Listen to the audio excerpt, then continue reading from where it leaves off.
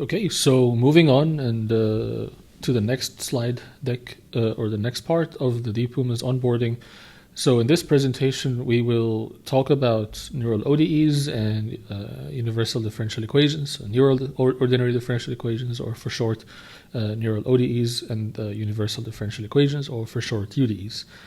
So let's jump straight in. So the idea of universal differential equation or neural ODEs is that they combine sort of the ideas of modeling dynamics using differential equations and some of the ideas from machine learning, especially, for example, using neural networks. And so when you combine these two together, often that gets called neural differential equation or neural ODE, or sometimes if you also mix in some scientific knowledge and maybe also more generally use any kind of universal approximator, not just a neural network, then it often gets called more generally universal differential equation. So you'll find these two terminologies often, or these two terms often used in the literature.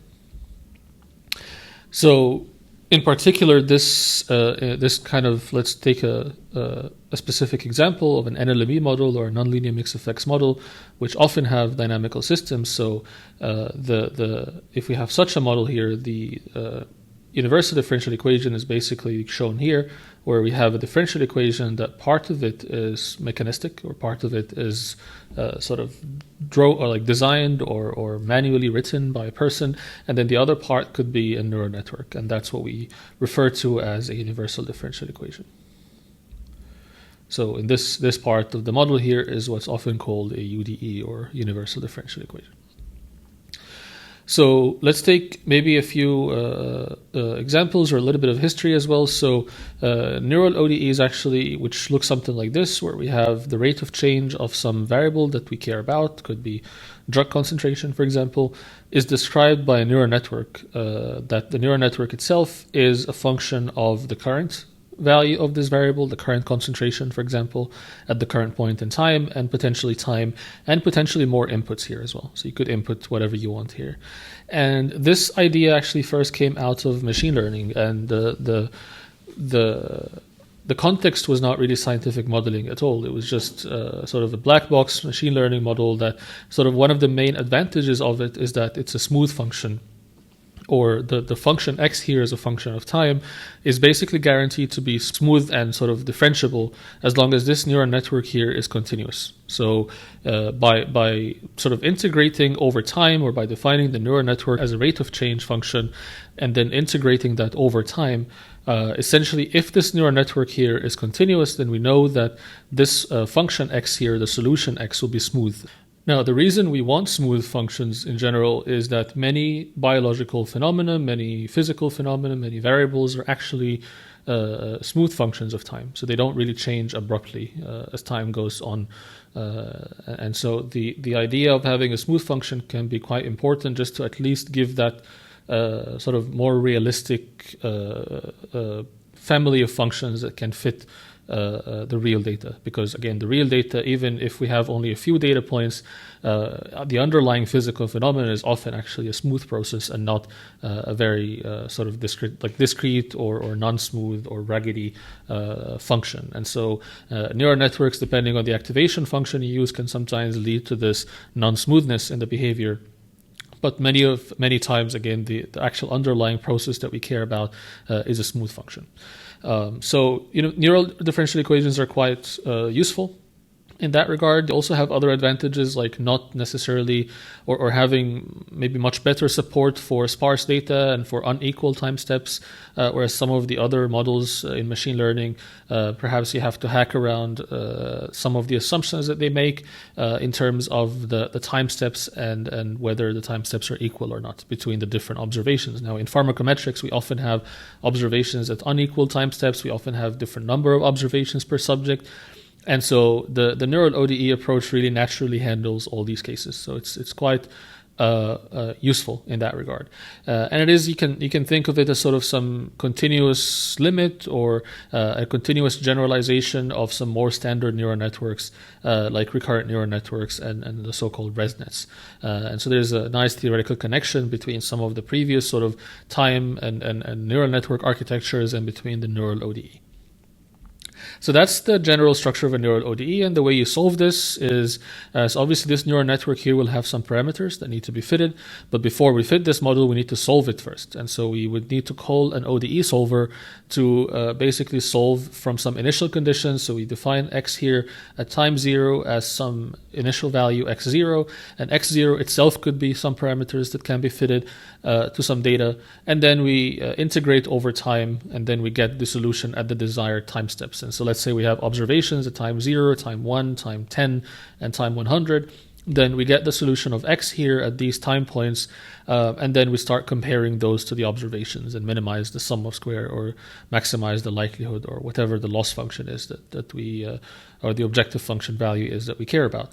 But it's essential to actually solve this first using an ODE solver, and there are multiple ODE solvers that one could use to solve this. Now, the idea of a universal differential equation, it was introduced in this other paper here by Chris Rackauckas and others. And the idea is that, well, first they noticed that the neural ODE architecture could be used for scientific modeling quite straightforwardly. And for example, you could have the neural network doesn't necessarily have to take the whole or fit the whole rate of change function. It could just fit a component of that. And so if we have two compartments here, I could define sort of part of the rate of change function as an analytic or closed form equation, explicit equation that I write myself, or formula that I write myself, and then some other part of the rate of change can be a neural network. And so by mixing and matching these, this is basically the scientific machine learning approach. You get a lot of flexibility, but you also get to use some of the knowledge that you already have, because we don't necessarily want to start from scratch every single time. We want to build as much structure as we want or as we can in the model, and that helps make it more data efficient. So by mixing neural ODEs, or by sort of enhancing and enriching neural ODEs with some scientific models, or vice versa, by enhancing scientific models with neural networks in part of the differential equation, and then further by saying that, or thinking that, or generalizing the idea beyond just using neural networks, and saying that, well, we could actually technically use any universal approximator here, not just a neural network. That's where the term universal differential equation comes in. So often you'll find it being used to refer to this kind of structure here, where we have scientific model or a scientific component of the model, and then we have a neural network component of the model. But really the term universal actually comes from the fact that we can replace this with any other universal approximator, with perhaps polynomial regression model, with any kind of empirical machine learning model essentially can be used here. And as long as it's a universal approximator, meaning it can fit any kind of input-output relationship, then it's a valid UDE. So the term universal here actually comes from the fact that we can use things other than neural networks. But we often use the term UDEs to refer to this kind of architecture as well, where the neural network is part of the dynamics, but not the entire dynamics of the system. Now, the scientific machine learning, sort of as a broad umbrella term, is sort of referring to this concept of mixing scientific modeling with machine learning. This is an instance of scientific machine learning, assuming this x times y here and p minus x times y are a scientific model, like a meaningful scientific model. Then this brings in the machine learning parts, basically, and that's one approach to scientific machine learning. But there are other approaches as well to SciML. So SciML is more of an umbrella term.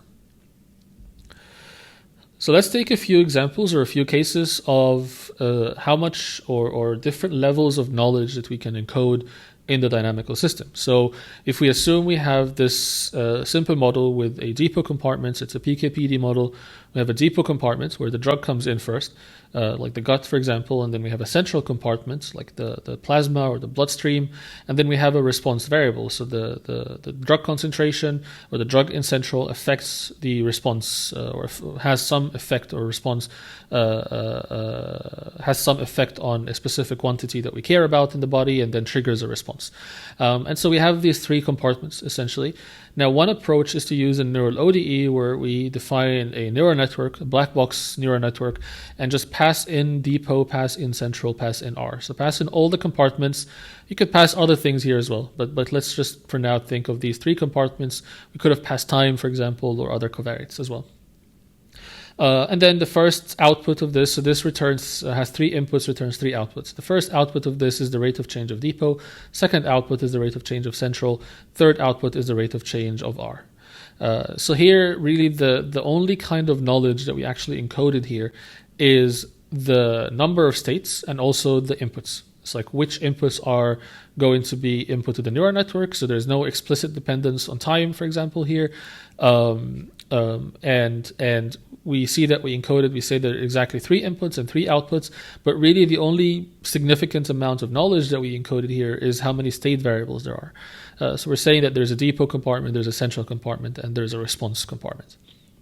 Now, the second case here is a bit more enriched with knowledge, because we actually built more or encoded more knowledge into it by using 2 or 3 neural networks in this case. So the first neural network is assuming it only takes 1 input, basically, which is depot, and then we assume that it returns a positive number.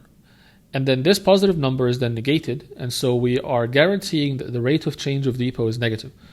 Notice here we didn't necessarily guarantee that the rate of change is going to be positive or negative, so it's up to the neural network to learn this on its own.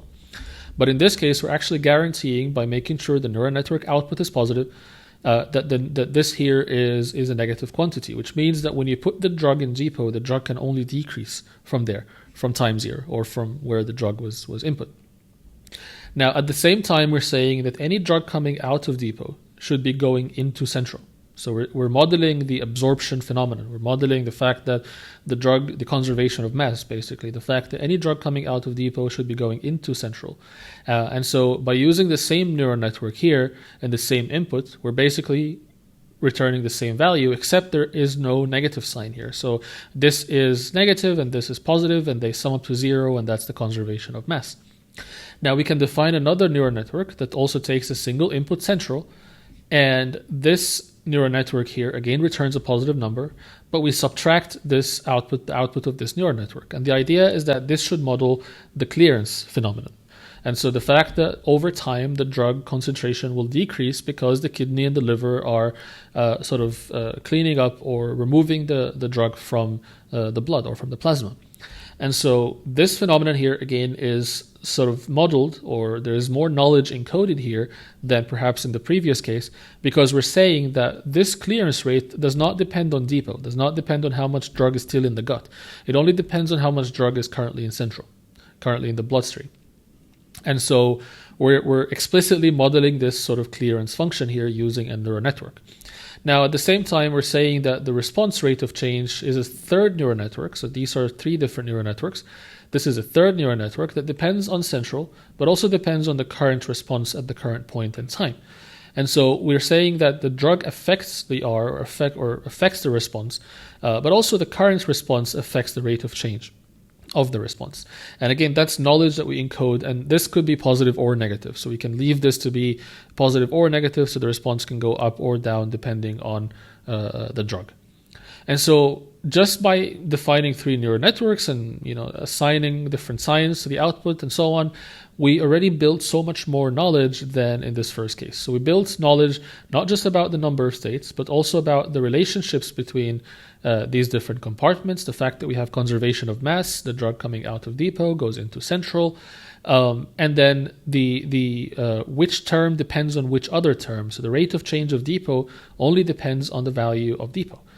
Like the rate of the drug removal from the gut only depends on how much drug there is still left in the gut, and we're saying that does not depend on central or R. And then the rate of change of clearance or the clearance rate only depends on the amount of drug in central, not the amount of drug in, or not the value of R or the value of depot. And so we're encoding exactly what rate of change depends on what variable. Now you can think of this as almost like a causal model structure.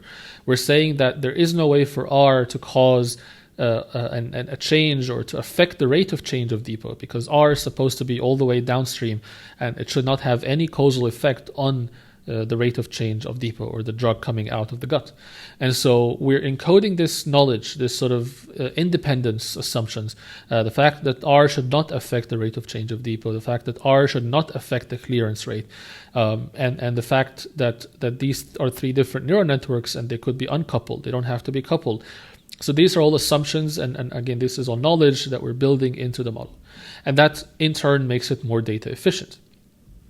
Now, let's take even more examples, or let's take another case where we make even more assumptions and encode even more knowledge. And so in this case, we're saying that actually, you know what, we know what the absorption model is. We don't need a neural network to model absorption.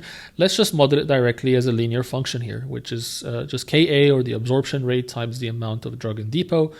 And then let's model clearance also explicitly, because we know what clearance looks like. In fact, PK, the PK model in this case is quite simple, so we don't really need a neural network here. And let's just use a neural network in the response. And so here we encoded even more knowledge about the specific structure of the absorption profile, the specific structure of the clearance function. And so we explicitly know some of these terms because they fit the data, because the PK model diagnostics were good enough. We don't really need a neural network for this.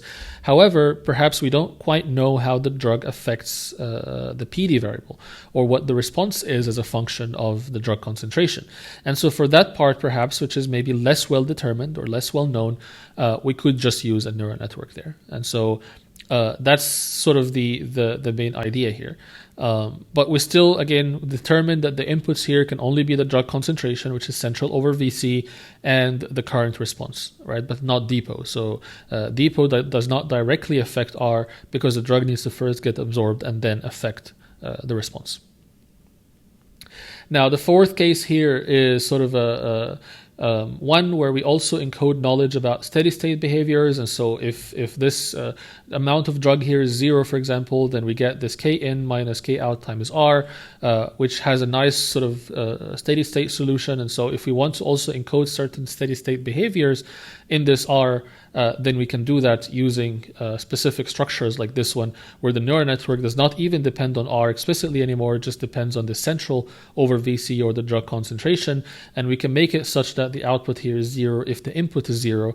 And that gives us this nice asymptotic behavior, which is as the concentration of the drug in the blood goes to 0, we get a steady state behavior that's sort of well studied and well known. And so we can build in steady state behaviors directly while not knowing what the actual drug response or what the actual drug response relationship looks like, and still using a neural network to model that. And that's quite powerful. So these are 4 different levels of building or different amounts of knowledge that we can build into the neural network, or the neural ODE, or the universal differential equation.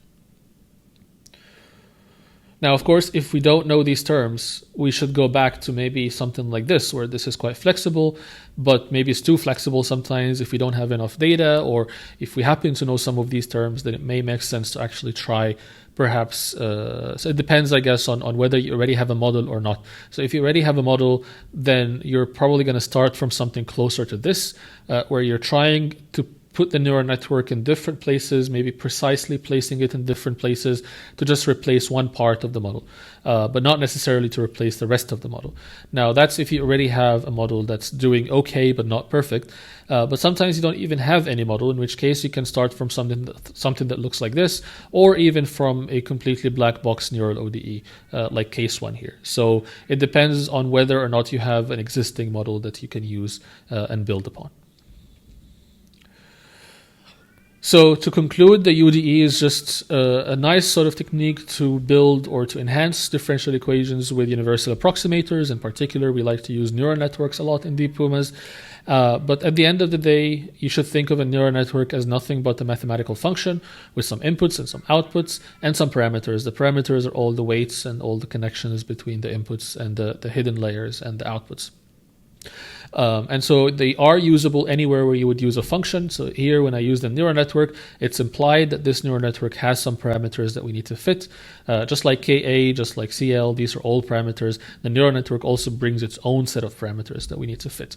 But at the end of the day, it's just a function. Here, it's a function of 2 inputs. Here, it's a function of 1 input. We get to define how many inputs the neural network takes and how many outputs it returns, and also how many parameters it has. So we get to determine that, but mathematically, it's nothing more than a function. And so you can use them again anywhere you would actually use a regular function. Now, what you have to decide is basically where in the dynamics you have an unknown function or you have unknown dynamics. And so do I know everything about my system, or do I only know parts of my system? But then I suspect there is a part that's actually misspecified, and that part is where you perhaps want to use a neural network. Then you need to decide which inputs should be given to this neural network. And in general, you should exclude things that you think should not affect the output of the neural network. So if I'm modeling the response here, I'm maybe excluding depot because I know depot cannot affect R, but maybe I'm including, in this case, I decided to exclude R as well. But let's take this case, for example. I'm excluding depot because I know depot can never affect R directly because it only affects it through central. But then I don't know about central and R. Maybe there is a drug effect, maybe there isn't a drug effect. I guess if there is no drug effect, then this would also not be actually necessary, right? But then the whole exercise would be pointless in this case. But let's assume that I don't really know if central should affect R or not. Then you can just include it anyways to be safe. And then same thing with R here. Let's say or maybe some other variable here, I don't know if it should affect R or not, then you can include it to be safe. So in general, it's safer to exclude things that I know for a fact will not affect R, but if you suspect there might be a relationship, then just add it anyways. Now you could do the other way around, where you only add things that you think are highly likely to actually have an impact on the rate of change of R. And so you can approach it either way, I guess, depending on how long the fit takes. And so obviously the more inputs you have in there, the more parameters you will need, and the longer it might take to fit. So that's a modeling choice. And then once you define exactly which inputs are going to be given to this function, where in the dynamics you want to use the neural network, and in turn how many outputs the neural network should have, you can just fit everything together. So we have one objective function value for both the neural network as well as all the other population level parameters that we have. And so you don't really need to fit them separately. Just think of it as one large model with many population level parameters and potentially random effects as well in the case of DeepPumas or DeepAnalemy. And in DeepPumas, this is all nicely simplified in just one line of code. And so you just call the fit function that you normally call with any kind of model, and it would just fit all of the parameters simultaneously using mathematical optimization. So that's all being built for you inside of DeepPumas. And this concludes this part of the DeepPumas onboarding. So you will be going through some tutorial next that hopefully gives you more concrete sense of what the different levels of knowledge help you achieve in terms of data efficiency, in terms of extrapolation ability, and generalization to, for example, new dose levels and things like that. So the tutorial that's following this presentation, or that's part of this unit, is going to really help you hopefully grasp these concepts better. Thank you for your time.